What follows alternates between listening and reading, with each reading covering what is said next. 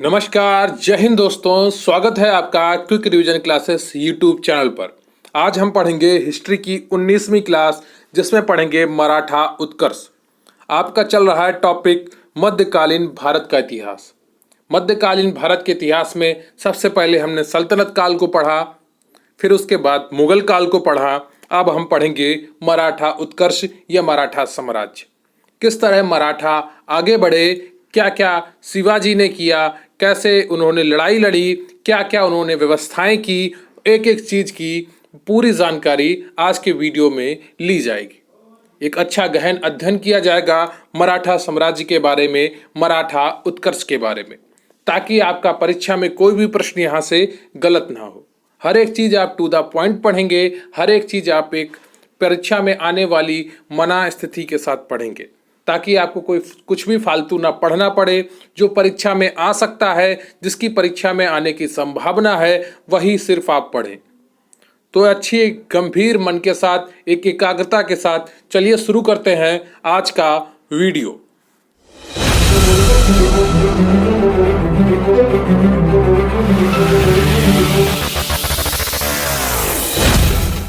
लेकिन उससे पहले मैं आपसे रिक्वेस्ट करूंगा कि आप वीडियो को लाइक कर लें, चैनल पर नए हैं तो चैनल को सब्सक्राइब कर लें। आपके कमेंट बहुत ही महत्वपूर्ण होते हैं हमारे लिए, तो प्लीज कमेंट करके जरूर बताइएगा कि आपको वीडियो कैसा लगा, और मैं वीडियो के दौरान जो आपसे प्रश्न पूछूं उसका उत्तर भी कमेंट बॉक्स में जरूर लिखिएगा। टेलीग्राम चैनल पर आप हमें ज्वाइन कर सकते हैं, इसका लिंक आपको डिस्क्रिप्शन बॉक्स में मिल जाएगा। और प्लीज वीडियो अंत तक देखें। तो आप देख रहे हैं quick revision classes YouTube channel, और आज का हमारा टॉपिक है मराठा उत्कर्ष। तो आज का आपका प्रश्न है कि चंदावर का युद्ध कब और किनके मध्य हुआ था। आज का आपका प्रश्न है चंदावर का युद्ध कब और किनके मध्य हुआ था। क्लियर है आपको? तो कमेंट करके आपको बताना है कि चंदावर का युद्ध कब और किनके मध्य हुआ था। तो चलिए शुरू करते हैं आज का टॉपिक अपना मराठा उत्कर्ष, जिसमें हम पढ़ेंगे शिवाजी के बारे में। तो शिवाजी ने ही मराठा साम्राज्य की स्थापना की थी, इसलिए हम शिवाजी से प्रारंभ करेंगे। तो मराठा साम्राज्य के संस्थापक शिवाजी का जन्म 19 फरवरी 1630 को शिवनेर के दुर्ग में हुआ था। तो मराठा साम्राज्य की स्थापना किसने की? शिवाजी ने की। तो ये 1630 ईस्वी में 19 फरवरी को इनका जन्म शिवनेर के दुर्ग में हुआ था। शिवाजी के पिता का नाम शहाजी भोसले तथा माता का नाम जीजाबाई था। ये एक इम्पॉर्टेंट क्वेश्चन है, और इनकी माता बहुत ही विद्वान, बहुत ही कुशल महिला थी, जिन्होंने शिवाजी को काफ़ी अच्छा लालन पालन किया, एक अच्छा जोशीला व्यक्ति बनाया शिवाजी को। इनकी व्यक्तित्व में जितना योगदान इनके गुरु का है, उससे कहीं ज़्यादा योगदान इनकी माता जीजाबाई का था। तो शिवाजी के पिता का नाम शहाजी भोसले तथा माता का नाम जीजाबाई था। माता जैसे विचार बच्चों के अंदर डालती हैं, बच्चे प्रायः उसी तरह के मन के साथ आगे बढ़ते हैं जीवन में। शिवाजी का विवाह सईबाई निम्बालकर से 1640 ईस्वी में हुआ था। तो शिवाजी का विवाह किससे हुआ था? सईबाई निम्बालकर से 1640 ईस्वी में हुआ था। शिवाजी के राजनीतिक गुरु दादाजी कोंडदेव थे एवं आध्यात्मिक गुरु रामदास थे। तो शिवाजी के राजनीतिक गुरु कौन थे? दादाजी कोंडदेव थे। तो ये भी पॉइंट आपके लिए इंपॉर्टेंट है कि शिवाजी के राजनीतिक गुरु दादाजी कोंडदेव थे और आध्यात्मिक गुरु रामदास थे। आध्यात्मिक गुरु कौन थे? रामदास थे। क्लियर है आपको? शिवाजी ने सबसे पहले 16 वर्ष की आयु में बीजापुर रियासत के तोरण किले पर अधिकार कर लिया। यह भी पॉइंट आपके लिए इंपॉर्टेंट है। मात्र 16 वर्ष की आयु में बीजापुर रियासत के तोरण किले पर अधिकार कर लिया। किसने? शिवाजी ने। क्लियर है आपको? फिर आता है 1656 ईस्वी में शिवाजी ने रायगढ़ को अपनी राजधानी बनाया। तो ये पॉइंट भी आपके लिए इंपॉर्टेंट है। शिवाजी ने किसको अपनी राजधानी बनाया? रायगढ़ को बनाया। कब बनाया? 1656 में।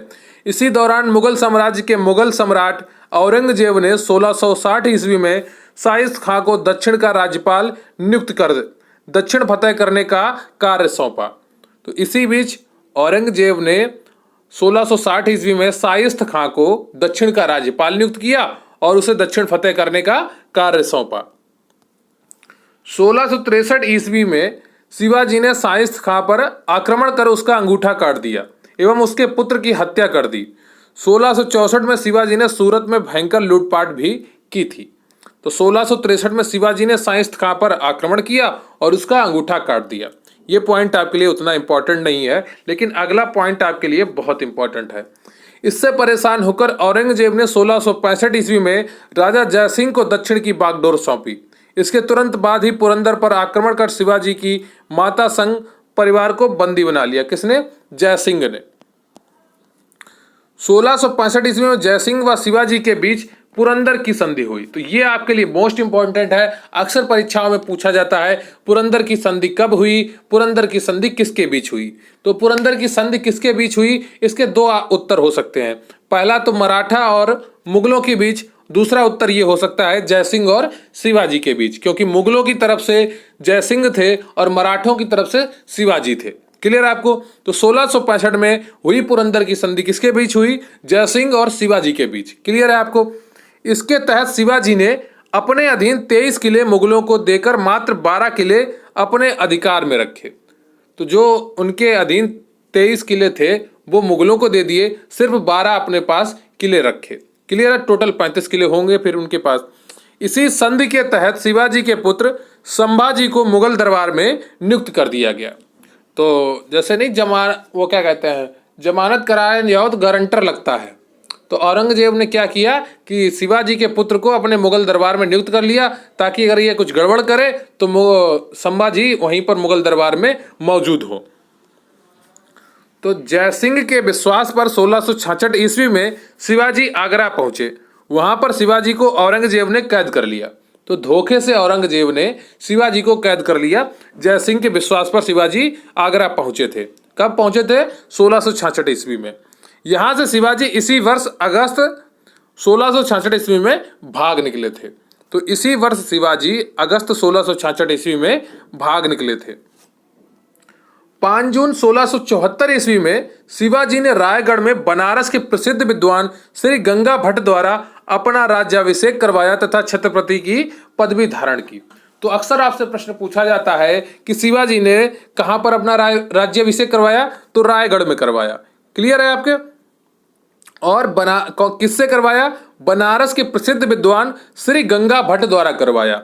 कौन सी पदवी धारण की? छत्रपति पदवी धारण की। और कब करवाया? 1674 ईस्वी में करवाया। 5 जून 1674 ईस्वी में शिवाजी ने रायगढ़ में बनारस के प्रसिद्ध विद्वान श्री गंगा भट्ट द्वारा अपना राज्याभिषेक करवाया तथा छत्रपति की पदवी धारण की। क्लियर है आपको? 3 अप्रैल 1680 ईस्वी में शिवाजी की मृत्यु हो गई। तब वह मात्र 50 वर्ष के थे। तो 3 अप्रैल 1680 ईस्वी में शिवाजी की मृत्यु हो गई, तब वह मात्र 50 वर्ष के थे। शिवाजी के द्वारा लगाए गए कर। अब कौन कौन से टैक्स शिवाजी के द्वारा लगाए गए, हम उनको पढ़ेंगे। क्लियर है? गंभीरता के साथ, एक एकाग्र सोच के साथ लगातार जुड़े रहिए। अगर आलस्य आ रहा हो, आप कुछ क्लास बोर लग रही हो, आप थका हुआ खुद को महसूस कर रहे हो, तो 2-3 लंबी और गहरी सांसें लीजिए, वीडियो को पॉज करके और फिर से वीडियो शुरू करिए और एकाग्रता के साथ पढ़िए। आपका कार्य है पढ़ाई करना, निरंतर पढ़ाई करना, ताकि आपका लक्ष्य जो है, आपने जो सपना देखा है, जो आपने संकल्प लिया है, उसे आप सिद्ध कर सकें, उसे आप पूरा कर सकें, उसे आप पा सकें।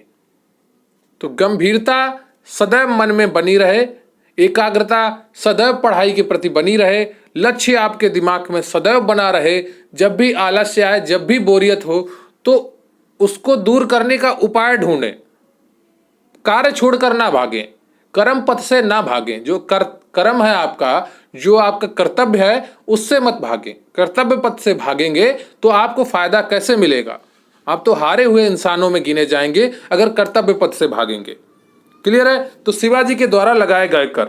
तो चौथ, यानी कि चौथ का मतलब होता था चौथा हिस्सा, जो कि पड़ोसी राज्यों से लिया जाता था। शिवाजी क्या करते थे? पड़ोसी राज्य जो मराठा साम्राज्य था, जिसके अधीन नहीं थे, उनसे चौथ टैक्स लेते थे, ताकि उन पर आक्रमण ना करें या उन पर लूटपाट ना करें वहां पर ये मराठा लोग।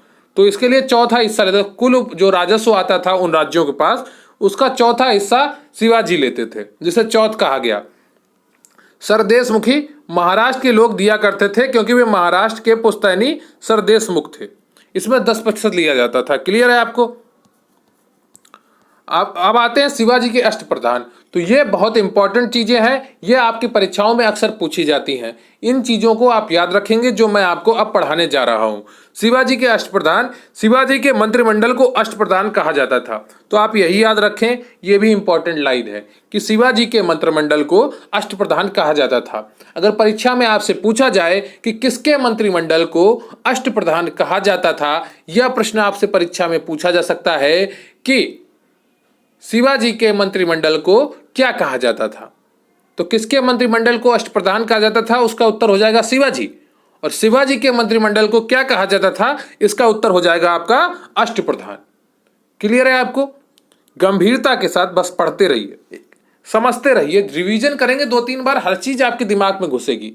हो सकता है आप में से बहुत से लोग पहली बार पढ़ रहे हो तो आपको थोड़ा कठिन लग रहा हो, थोड़ा नया नया लग रहा हो, थोड़ा अजीब सा लग रहा हो, पर जब 2-3 बार आप पढ़ेंगे और उसको समझेंगे, इनसे जुड़े प्रश्नों को करेंगे, तो यही चीजें आपको आसान लगेंगी। लेकिन मैदान छोड़कर भागेंगे, खुद को थका हुआ महसूस होकर के भागेंगे, तो फिर आप सदैव भागते ही रहेंगे अपने जीवन में। तो पहला जो अष्टप्रधान था वो पेशवा था। क्लियर है आपको? तो ये प्रधानमंत्री की तरह कार्य करता था। किसकी तरह? प्रधानमंत्री की तरह। सरकारी कार्यों में राजा की मुहर के साथ इसकी भी मुहर लगती थी। यह राजा की अनुपस्थिति में प्रशासन का संचालन करता था। तो जैसे आजकल प्रधानमंत्री हैं, वैसे ही पेशवा हुआ करता था शिवाजी के समय। यह प्रधानमंत्री के तौर पर कार्य करता था। सरकारी कार्यों में राजा की मोहर के साथ इसकी भी मोहर लगती थी। अगला है आपका अमात्य, पंत अथवा मजूमदार, मजमुआदार। तो यह राज्य की आय और व्यय का ब्यौरा रखता था। इसकी हैसियत आधुनिक वित्त मंत्री की समान थी। तो इसे आप राजस्व मंत्री भी कह सकते हैं। अगर आपकी परीक्षा में राजस्व मंत्री लिख के आ जाए, वित्त मंत्री लिख के आ जाए, तो आप क्या करेंगे, उसे सही मानेंगे। कई बार आपसे पूछा जाएगा प्रश्न परीक्षा में किस तरह से आएगा कि शिवाजी के अष्टप्रधानों में अमात्य का क्या कार्य होता था, यह अमात्य किस लिए जाना जाता था। तो ऑप्शन में होगा आपके वित्त मंत्री, तो आप वित्त मंत्री को सही कर देंगे। अगर आपके राजस्व मंत्री हो तो राजस्व मंत्री को सही कर देंगे। इस तरह के आपके ऑप्शन हो सकते हैं। तो यह राज्य की आय और व्यय का ब्यौरा रखता था। तो यह भी अगर लिख के आ जाए ऑप्शन में, राज्य की आय व्यय का ब्यौरा रखता था, तो आप इसे सही कर देंगे। क्लियर है आपको? अगला जो था आपका वो था मंत्री या वकिया नवीस। क्या होता? मंत्री या वकिया नवीस। यह राज्य के दैनिक कार्यों को लेखबद्ध करता था। क्या करता था? राज्य के दैनिक कार्यों को लेखबद्ध करता था। राजा की सुरक्षा की व्यवस्था करना तथा गुप्तचर एवं सूचना विभाग के कार्यों की देखरेख करना। तो सबसे इंपॉर्टेंट क्या है इसमें? आपका गुप्तचर विभाग एवं सूचना विभाग के कार्यों की देखरेख करना। तो अगर आपसे परीक्षा में प्रश्न पूछा है मंत्री अथवा वकिया नवीस का क्या कार्य था, तो गुप्तचर एवं सूचना विभाग के कार्यों की देखरेख करना भी इसका कार्य था। इसका आधुनिक गृह मंत्री माना जा सकता है। जैसे भारत में आजकल गृह मंत्री होते हैं जिनके पास सुरक्षा विभाग और गुप्तचर विभाग मौजूद होता है, उसी तरह तब जो शिवाजी के समय, मराठा के समय मंत्री अथवा वकिया नवीस था, उसे क्या कहते थे? उसके पास क्या कार्य होते थे? सूचना विभाग और गुप्तचर विभाग। क्लियर है आपको?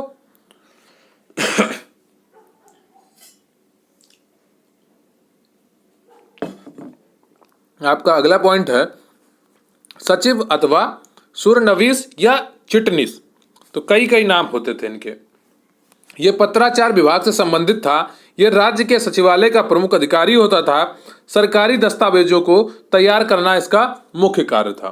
तो सचिव अथवा सुरनवीस या चिटनीस, इसका क्या कार्य थे? सरकारी दस्तावेजों को तैयार करना इसका मुख्य कार्य था। तो सबसे इंपॉर्टेंट आपका क्या, ये मंत्री अथवा वकिया नवीस आपके लिए इंपॉर्टेंट है, और ये अमात्य आपके लिए इंपॉर्टेंट है, पेशवा आपके लिए इंपॉर्टेंट है। इनसे प्रश्न अक्सर परीक्षाओं में पूछे गए हैं।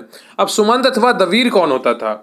तो विदेशी संबंधों को बढ़ावा देना इसका कार्य था। ये विदेश मंत्री था। तो सुमंत कौन था? विदेश मंत्री था शिवाजी के समय में। क्लियर है आपको? सर ए नौबत अथवा सेनापति, यह सेना का प्रमुख होता था। सेना की भर्ती, संगठन, उनकी आवश्यकता का पूर्ति करना इसका प्रमुख कार्य था। क्लियर है आपको? यह सेना का प्रमुख होता था। सेना की भर्ती, संगठन, उनकी आवश्यकता की पूर्ति करना इसका प्रमुख कार्य होता था। फिर अगला है आपका पंडित राव यानी कि सद्र। यह धार्मिक मामलों का प्रमुख था। कौन से मामलों का प्रमुख था? धार्मिक मामलों में। यह राजा का धार्मिक सलाहकार था। त्योहारों एवं समारोह जिनमें राजा शामिल होता था उनमें यह मुख्य पुजारी होता था। क्लियर है आपको? अगला है न्यायाधीश 8 नंबर पर। तो न्याय विभाग का प्रमुख, यह राजा के बाद राज्य का मुख्य न्यायाधीश था। दीवानी एवं फौजदारी मुकदमों का हिंदू कानून के आधार पर न्याय करना इसका प्रमुख कार्य था। तो जो ये 8 जो अष्टप्रधान थे शिवाजी के, इनको आपने देखा, इनको आपने समझा। इन्हें एक बार आप नोट कर लीजिएगा, कहीं पर जहां बैठते हो पढ़ने के लिए वहां पर चिपका लीजिएगा सामने और इन्हें रिवाइज करते रहिएगा। क्लियर है आपको? पंडित राव और ये न्यायाधीश था, ये सेना में नहीं जाते थे। बाकी सबको अगर जरूरत पड़ने पर सेना में जाना पड़ता सकता था, युद्ध मैदान में जाना पड़ सकता था सेना का नेतृत्व करने के लिए।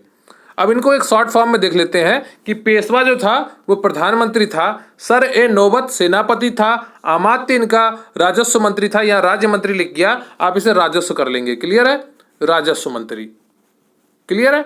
राजस्व मंत्री करेंगे अमात्य को। वाक्यानवीस क्या था? सूचना मंत्री और गुप्तचर विभाग। चिटनीस क्या था? चिट्ठी डाक विभाग का कार्यालय, यह पत्राचार। सुमंत क्या था? सुमंत विदेश मंत्री था। पंडित राव क्या था? धार्मिक मंत्री था।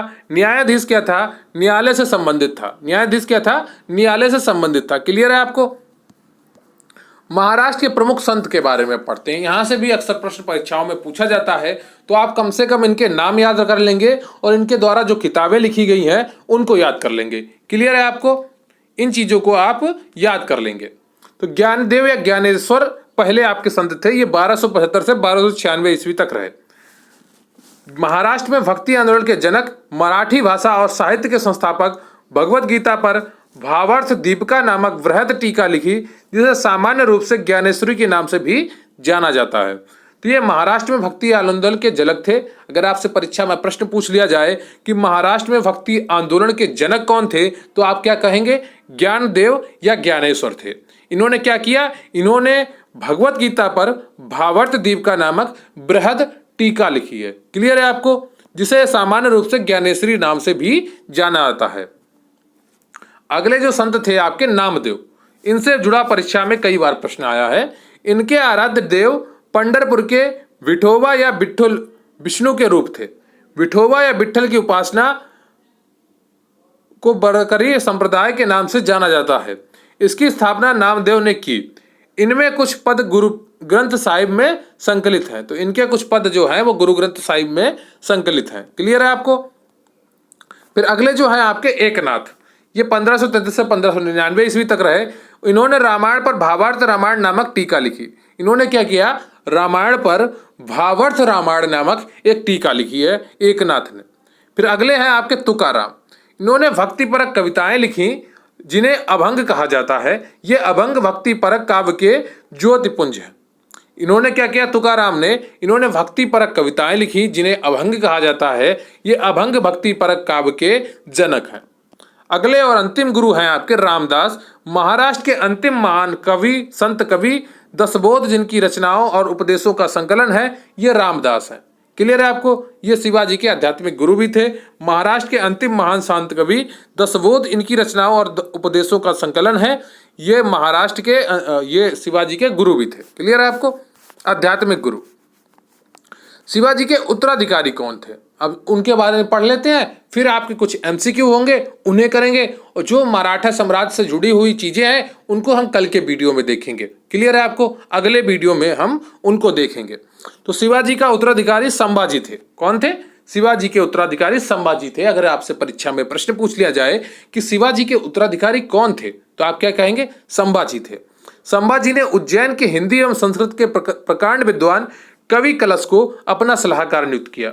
तो कवि कलश को अपना सलाहकार किसने नियुक्त किया? संभाजी ने नियुक्त किया। क्लियर है आपको? मार्च 1689 ईस्वी में मुगल सेनापति मखर्रम खान ने संगमेश्वर में छिपे हुए संभाजी एवं कवि कलश को गिरफ्तार कर लिया और उसकी हत्या कर दी। क्लियर है आपको? तो संभाजी के बाद 1689 ईस्वी में राजा राम को नए छत्रपति के रूप में राज्याभिषेक किया गया। राजा राम ने अपनी दूसरी राजधानी सतारा को बनाया। किसको बनाया? सतारा को।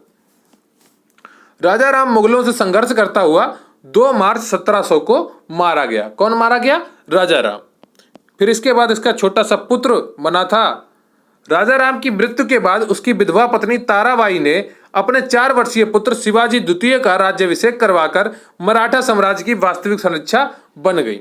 तो ताराबाई जो थी उन्होंने 4 वर्षीय अपने पुत्र शिवाजी द्वितीय का राज्याभिषेक करवाया और मराठा साम्राज्य की वास्तविक संरक्षिका बन गई। 1707 ईस्वी में औरंगजेब की मृत्यु के बाद संभाजी के पुत्र शाहू, जो औरंगजेब के कब्जे में थे, भोपाल के निकट मुगल समीर से वापस महाराष्ट्र आया। शाहू एवं ताराबाई के बीच 1707 ईस्वी में खेड़ा का युद्ध हुआ, जिसमें शाहू विजय हुआ। तो जब शाहू ताराबाई से गया अपना राज्य मांगने वापस, तो ताराबाई ने मना कर दिया। जब ताराबाई ने मना कर दिया तो शाहू ने सेना बनाई और युद्ध किया, जिसमें शाहू विजयी हो गया। शाहू ने 22 जनवरी 1708 ईस्वी को सतारा में अपना राज्याभिषेक करवाया। 1713 ईस्वी में बालाजी विश्वनाथ को पेशवा बनाया गया। तो 1713 ईस्वी में बालाजी विश्वनाथ को पेशवा बनाया गया। इनकी मृत्यु 1720 में हुई। इसके बाद पेशवा बाजीराव प्रथम हुए। इसके बाद पेशवा बाजीराव प्रथम हुए, जो बालाजी विश्वनाथ के पुत्र थे। अब पालखेड़ा का युद्ध देख लेते हैं। तो 7 मार्च 1728 ईस्वी को बाजीराव प्रथम एवं निजामुल मुल्क के बीच हुआ, जिसमें निजाम की हार हुई। निजाम के साथ मुंगी सिवा गांव की संधि हुई। निजाम के साथ कौन सी संधि हुई? मुंगी सिवा गांव की संधि हुई पालखेड़ा युद्ध के बाद। तो पालखेड़ा का युद्ध कब हुआ? 1728 में। किसके बीच हुआ? बाजीराव प्रथम और निजाम मुल्क के बीच में हुआ। इसमें जीता कौन? इसमें बाजीराव प्रथम जीत गया। क्लियर है आपको?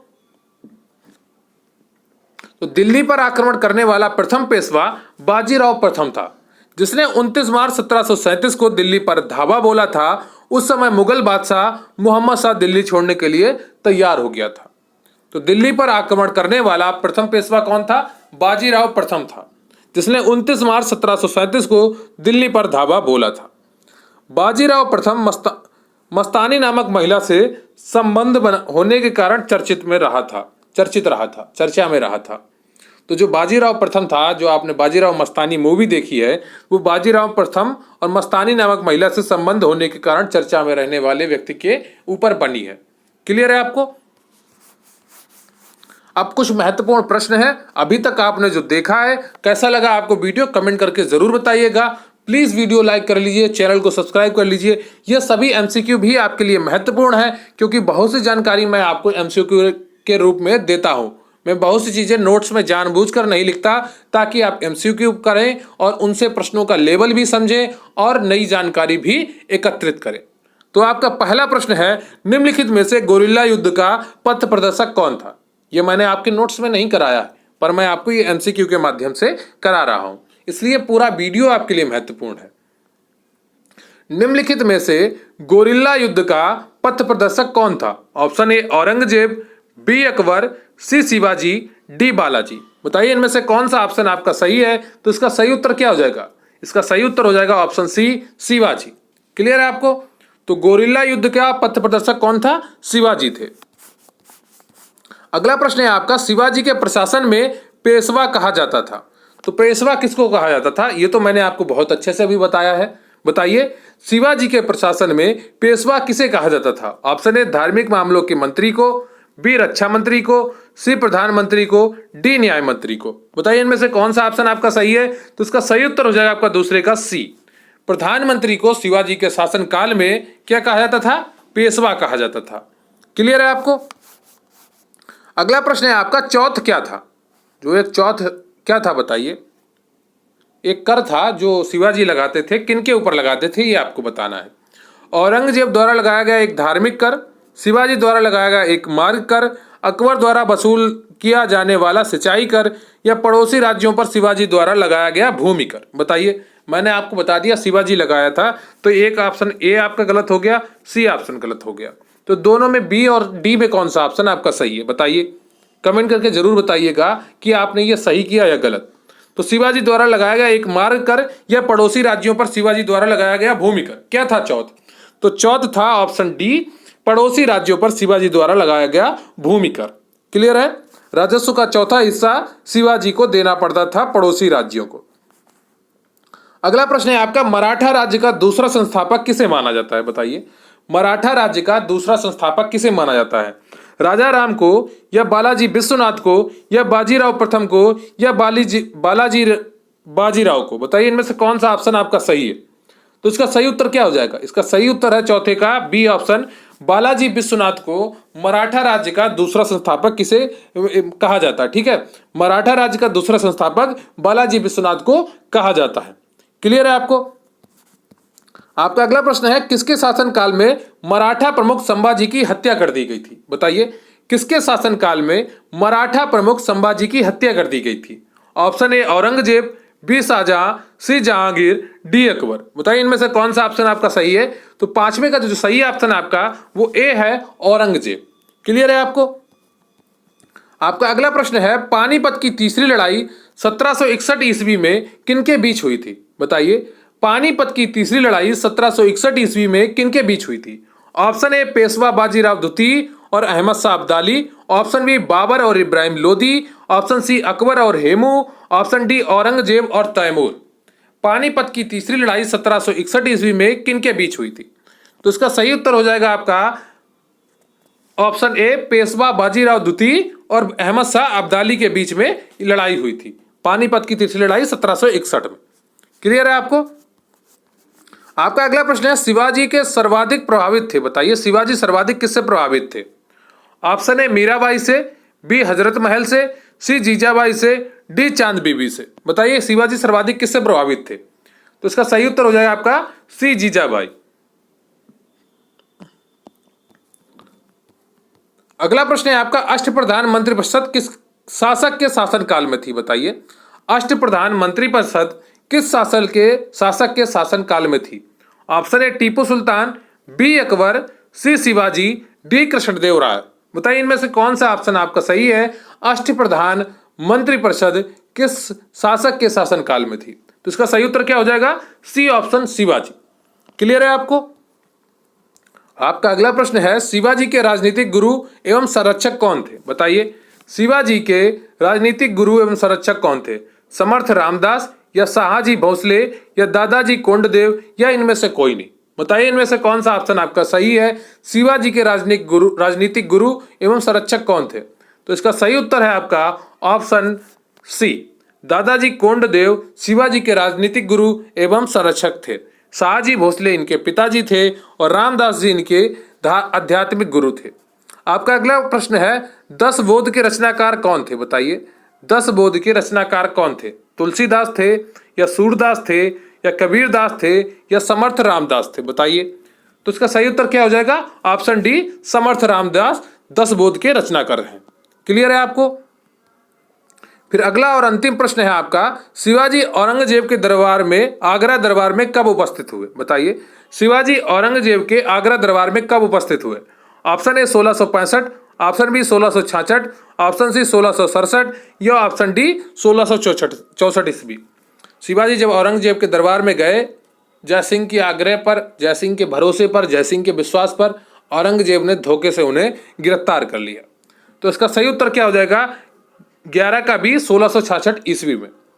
लेकिन शिवाजी उसी साल वहां से निकल भी गए थे।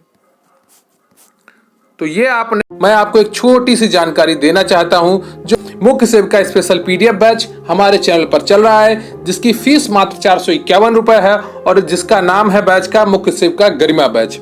मुख्य सेविका स्पेशल पीडीएफ बैच में आपको सभी क्लासेस की पीडीएफ दी जाएंगी, नोट्स की पीडीएफ दी जाएंगी, 10 फुल पेपर जैसे मॉक टेस्ट और उनका सोल्यूशन कराया जाएगा, करंट अफेयर्स की पीडीएफ दी जाएगी। इसके अलावा जितने भी सब्जेक्ट होंगे आपके ऑफिशियल सिलेबस में, उन सब की पीडीएफ्स भी आपको प्रोवाइड कराई जाएंगी।